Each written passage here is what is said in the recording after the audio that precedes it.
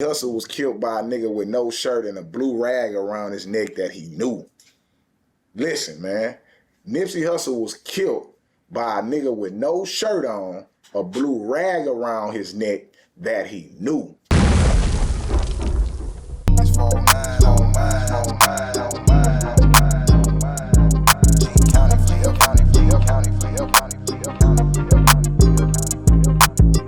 I'm gonna say all this so it could lead up to him being murdered. Oh, man.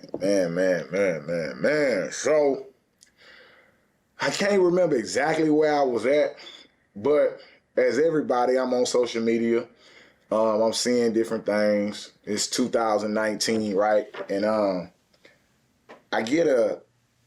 don't know, I guess I seen something on the Shade Room or somewhere like that real quick. But the minute that I get that Nipsey Hussle has been shot at his store in Los Angeles, I'm like, yo, what the fuck? I screenshot it. I sent it to some people that I know who familiar with, me being a fan of Nipsey Hussle work and his music.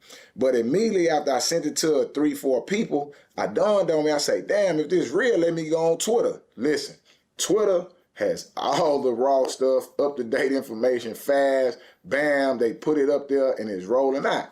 I'm like, so it really haven't hit real hard on Facebook and Instagram yet, but on Twitter, I go on Twitter, I get updates from LA News out there in Los Angeles, but most importantly, man, I see a video with him laid out on the ground, and I see his brother Sam pumping on his chest and working on him and people around him, and immediately, man, I shut the video down. And man, I was depressed immediately because I knew that me being from the streets, me seeing casualties of gun violence and these type of things, I knew that this was not good. That Nipsey Hussle, if he lived, would never be the same Nipsey Hussle. I knew this was tragic, man. And seeing that just immediately depressed me. I mean, immediately. And I sent it to my wife. My wife was like, oh, because we kind of looked at Nipsey Hussle and Lauren London. We also looked at that. Lauren London, shout out to you. She also, and Nipsey Hussle brought up that him being with Lauren London, she was an avid reader. And she turned them on to books like The Way of the Superior Man, which I'm going to put here. That's another book men and women need to read, right? So even with London and in his relationship with London, they shared information. Right? They was readers. Readers are leaders. Please understand that. You ain't progressing in life because you ain't reading. You're not educating yourself. Well, forward to his death, man, I was devastated, bro. I was depressed, man. I was angered. I was all those things. You know what I'm saying? Just knowing, damn, and then bam, immediately, hour, 2 hours after that, here come all the conspiracy theories. Oh, he was killed because of Dr. Sabi this. That was disgusting. That shit was horrible. And that's the problem with the internet, man. With the internet, like I said in another video, it's entertainment for the viewer. So people create content solely, purely to entertain. It's loosely based on facts. It has a morsel of truth, but it's all about entertainment. So in people's minds, Nipsey was educated. He was talking about Dr. Sabi. He was talking about all these different things in interviews that he was doing. And immediately, people thought he was killed because of that, man. Listen, y'all need to stop, bro. I mean, please, man, I understand the theater of the mind is where you want to be at because that's how it makes you feel. That's how things are categorized to be right based on how you could theorize them in your mind. That's how it makes sense to you, but that's not what happened, man. As it slowly but surely revealed, Nipsey Hussle was killed by a nigga with no shirt and a blue rag around his neck that he knew. Listen, man, Nipsey Hussle was killed by a nigga with no shirt on, a blue rag around his neck that he knew, man. Point blank, period. Somebody that didn't have nothing going on, somebody that had nothing to lose, took this man out. Why? Because of poverty, bro. Oh, it's just poverty, man. You know what I'm saying? And what I learned from the Nipsey Hussle lesson is,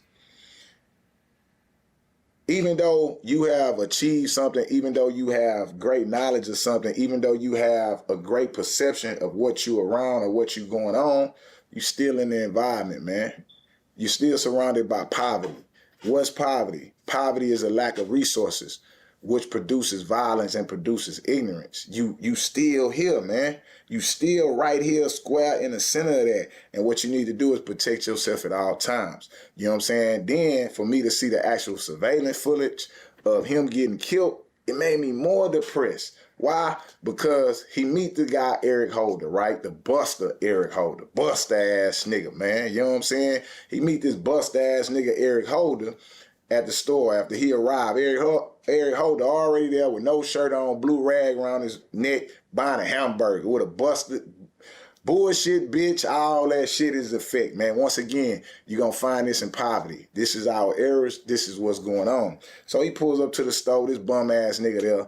This bum-ass nigga come holler at him. Why? Because everybody holler at him. Everybody, Nipsey Hussle here, man. It's the man, man. People want to shake his hand. People are drawn to his energy.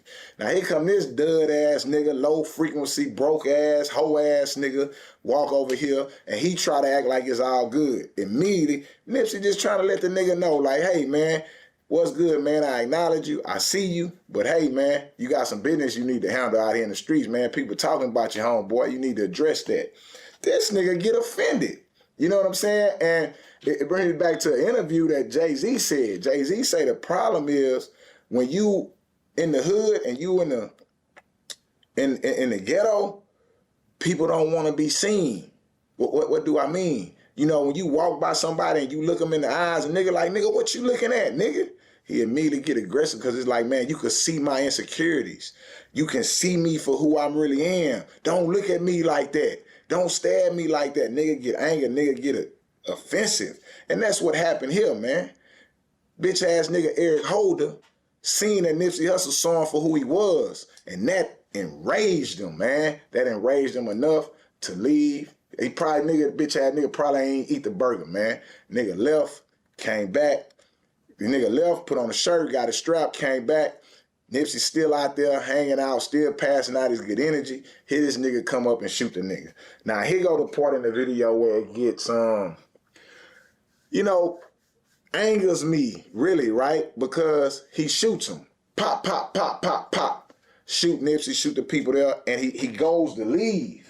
And what is being said is that Nipsey said something to him like, ah, you got me, nigga. I saw you, nigga. It's all good. He hear Nipsey Hussle speaking, and he turns back around, come back, and shoot him again. Pop, pop. And then he goes to leave again. Nipsey Hussle still talking, right? And that enrages him and make him come back again, shoot Nipsey, stand over him, shoot him in the head and all that, and then leave. And he came back 3 times, man, within like, you know, 10, 15 seconds. He didn't come back. He turned around 3 times. And that right there was a problem for me. And that's why I learned my lesson at. What do you mean? Man, it shouldn't be like that. Meaning, if it's that he's already a mark, he already a buster. He got one up because he had the pistol on him. And he came and popped. And if you shot back, or if shots was fired back, he would have left. He would have ran off. The mere point that him turning to leave and coming back was him understanding that there was no retaliation. There was no violence met with violence. There was nothing standing in his way, but he's operating on fear, so he's trying to do it fast and leave. Do it real quick and get out of here like a buster. But because nobody was there to defend the store or defend the situation, this sucker-ass nigga was able to turn back and come back 3 times and erase Nipsey Hussle, man. You know what I'm saying? And right then and there, I knew, man, it can't be like that, man.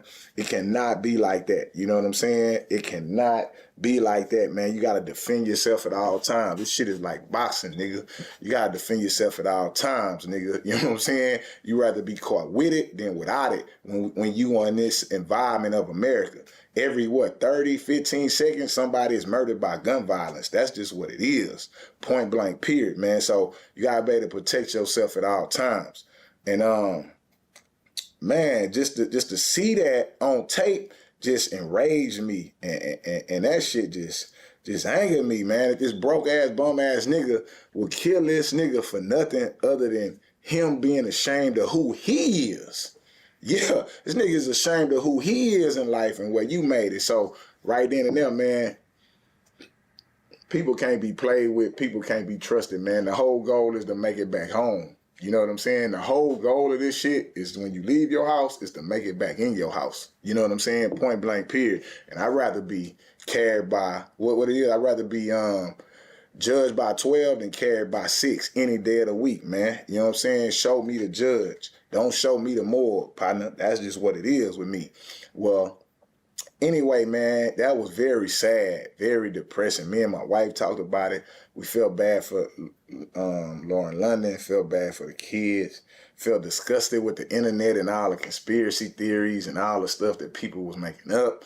And then you get to his funeral. I love to see the love and listening to his music and getting the books that he was reading, man. I seen in his funeral that his destiny was fulfilled. In his murder, I seen just, again, the tragedy that I've been faced with all my life, that I've dealt with all my life. Didn't shed no tears because I'm out of tears, man. If you don't know, I cried all my tears out when I was in the penitentiary for 8 years. I ain't got no more tears. They gone. Why? Tears don't work. You know what I'm saying? Point blank, period. That's not to say I'm emotionless. I was devastated, but I ain't got no more tears, bro. Tears don't work, man. When tragic things happen, we got to make adjustments. We got to make corrections, and we got to move properly going forward. That's it. Crying your eyes out, that shit don't mean nothing no more. So with that being said, I was depressed. I was sad about his death, but at his funeral, my spirits was lifted. Why? I seen him bring his community together. I seen at that time it had nothing been done like that. Man, this man's funeral was at the Staples Center, man. The whole world eyes was on Nipsey Hussle. You know what I'm saying? And in that moment, I seen this man who I had been following, who I had been entertained by. I seen this man destiny fulfilled. You know what I'm saying? Regardless of the circumstances, regardless of how senseless it was, Nipsey Hussle, because of this tragic event, will live forever. Do you understand what I'm saying? Listen, 200 years from now, people will be watching this video, or people will be watching videos on Nipsey Hussle. He will live forever. And that, I, as a fan, right, I found solace. You know what I'm saying? I got it, man. I understood it. That doesn't bring any more happiness to his loved ones and the people who actually knew him and knew the man. You know, that doesn't bring no closure to that. But for me as a fan, man, I acknowledge that. And I also acknowledge that, hey, protect yourself at all times. You know what I'm saying? Yeah, not only die for what you believe in, but kill for what you believe in too, man. Don't let these sucker ass niggas or bitches take you out like that, man. I don't want my last mistake on life to be my death. And I don't want my last mistake on life to be recorded and I die. I don't want that, man. I don't deserve that. Nobody deserves that. You know what I'm saying? And that's what I took from that, man. Be very vigilant about your surroundings. Stay dangerous. That's what he said himself. Stay dangerous, man. You know what I'm saying? That's what it is when we out here and we in this environment of America, man. Stay dangerous, bro. And with that, man, I'm going to close out, man. Hit that like, hit that share, hit that subscribe button. Leave a comment down in the comment section. You tell me how did Nipsey Hussle death impacted you and how did it affect you? For many of y'all, that was y'all first time knowing who he was. But now that you got to know who he was, kind of tell me some of the things in the comments section about what you think about him, his music, his career, and his death. I want to hear from you. Also, if you made it this far in the video and you like this content that I'm putting out, to help me continue putting out this content, I need you to text the word salute to the number on the screen. Text the word salute to the number on the screen. This is free of charge. You don't have to pay for this. This is my personal text messaging service that when you text that word salute to the number on the screen, I add you and your number to my text messaging list, and you get these videos before they go on YouTube, before they get lost in the algorithm, before you have to go search and find me and I'm shadow banned and all that different stuff. You know, I want to get it directly to you. I want to beat all the goofy influencers, all the bullshit that's on here, and I want my videos to directly reach the people who care and appreciate my content. Text the word salute to the number on the screen. And with that, like always, CEO Hockley, I'm out of here, man. Count up. It's 4-9 on mine.